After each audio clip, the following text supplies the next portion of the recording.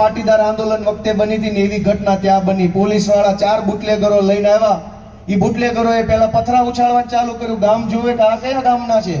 ત્યાં તો પોલીસ કે પથ્થર મારો થયો અમારા ઉપર, મારો વધારે.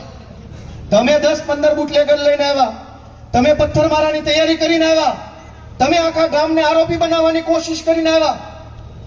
આ ટોળાની અંદર 5 બુટલેગરો ભળીને પથરા ફેંકે, એમાં આપણે શું કરીએ? આજ બોટાદની અંદર આ ઘટના બની. પોલીસ વાળા 10-15 બુટલેગર લઈને આવ્યા. ઈ બુટલેગરોએ પથ્થર મારો કર્યો. પછી પોલીસ ગામ આખું ચારે બાજુથી ઘેરી લીધું અને ગામના ખેડૂતોને બેફામ માર માર્યો. રાજુભાઈને પકડ્યા, રાજુભાઈ બોરખતરિયાને પકડ્યા, અમારા અનેક આગેવાનોને પકડ્યા. પોલીસના માણસોએ પોલીસની ગાડી ઊંધી નગાવીને હળગાવી દીધી. પછી એના માણસો પાછા કેમેરો જોવો અમારી ગાડી હળગાવી દીધી. દોસ્તો, બુટલેગરોએ પોલીસના ડોકા કાપી નાખ્યા ત્યારે તો કોઈ બોલ્યું નહીં. ગુજરાતના અનેક બુટલેગરોએ પોલીસ ઉપર કાર ચડાવી દીધી. તે દિવસે તો કોઈ એફઆઈઆર થતી નથી. પણ એક નિર્દોષ માણસ આંદોલન કરવા નીકળે, પોતાનો હક માંગવા નીકળે એટલે ભાજપ વાળા તરત પોલીસ મોકલે છે.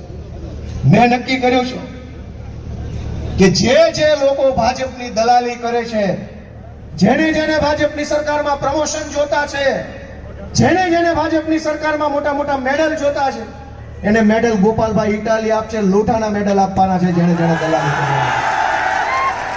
દોસ્તો, કેટલાક અધિકારી હારા છે પણ બાકીના બધાને અત્યારે પ્રમોશન જોતા છે, પૈસા જોતા છે, સારી જગ્યાએ પોસ્ટિંગ જોતા છે.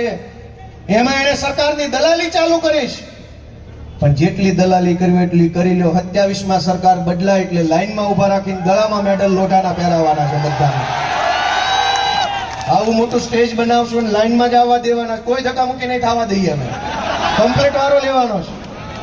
દોસ્તો, જનતાને રીબાવે છે એને છોડી નથી દેવાના. તમારું શું માનવું છે બધાનું? જેણે જનતાને દબાવવાનું કામ કર્યું, જનતાનું શોષણ કરવાનું કામ કર્યું, જેણે ભ્રષ્ટાચાર કર્યો, જેણે પૈસા લૂંટ્યા છે, એ બધાને મેડલ આપવો જોઈએ કે ન આપવો જોઈએ? કયો છે બધા મને?